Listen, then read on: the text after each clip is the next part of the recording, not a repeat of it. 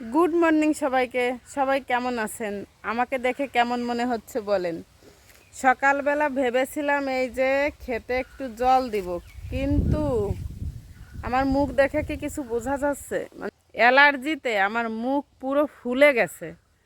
এখন আর জল দিব না, খুবই খারাপ লাগছে, মানে চুলকাতে চুলকাতে ছেলে যাচ্ছে। এখনও আমার খাওয়া দাওয়া কিছুই হয়নি, ভাবছি খাবো। অনেক ইচ্ছা ছিল যে আজকে একটু জল দিব, কিন্তু জলটা দেওয়া হলো না। দেব। ছোটোবেলা থেকেই আমার অ্যালার্জির খুব বেশি চাপ। কোথা থেকে যেন সকালে কি ভরেছে আমার মনে হচ্ছে, এই কারণে এত বেশি চুলকাচ্ছে। তো যাই হোক, সকাল থেকেই ভিডিওটা শুরু করলাম, সবাই দেখতে থাকুন। টাটা। সকালবেলার খাবারে ছিল বিভিন্ন প্রকার ভাজি আর হচ্ছে কচুরলতির তরকারি। যেহেতু আমার অ্যালার্জির সমস্যা, তার কারণে আমি ভাজি দিয়ে খাচ্ছি। আমার এই অ্যালার্জির সমস্যা ছোটবেলা খুব বেশি ছিল, এখন কিন্তু অনেকটা কমে গেছে, তবে এই গরমের সিজনে একটু বেশিই দেখা দেয়।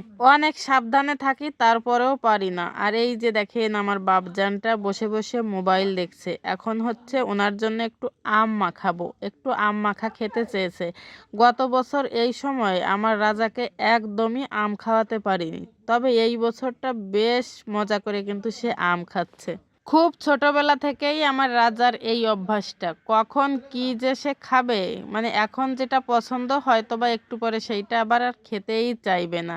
তো যাই হোক, সুন্দর করে আমার বাপজানকে একটা আম মাখিয়ে দিলাম। আর এই যে আমাদের বাড়ির আরেক ছোট রাজকুমার এসেছে আমার কাছে। ও মাঝে মধ্যে আমার কাছে আসে নিজের কিছু কথা শেয়ার করার জন্য। নিজের কথা বলা শেষ, এক দৌড় দিয়ে বাড়ি চলে যাবে। তবে যদি আমি তাকে একটা ফোন দিতাম, তাহলে কিন্তু সে বেশ কিছুক্ষণ আমাদের ঘরে থাকতো। ফোন দেখার একেবারে মহা উস্তাদ। তবে আমার রাজাবাবু কিন্তু একভাবে ফোন দেখতে একদমই পছন্দ করে না। তো দুপুর বেলা খুব খেতে ইচ্ছা করছিল টমেটো ভর্তা। আমি একটা কড়াইতে কিছু টমেটো হালকা করে সেদ্ধ করে নিলাম, তারপর টমেটোগুলো ভর্তা করলাম।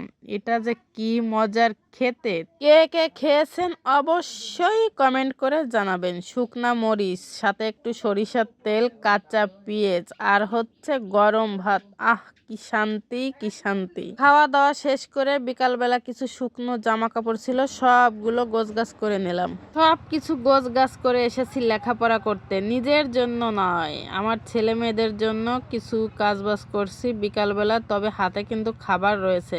ছুটির 2 দিন বিকালবেলা প্রত্যেক দিন আমি সিমাই রান্না করে খেয়েছি, আমার খুবই পছন্দের খাবার। আর ছেলেকে 1 গ্লাস দুধ দিয়ে বিদায় নিলাম। টাটা।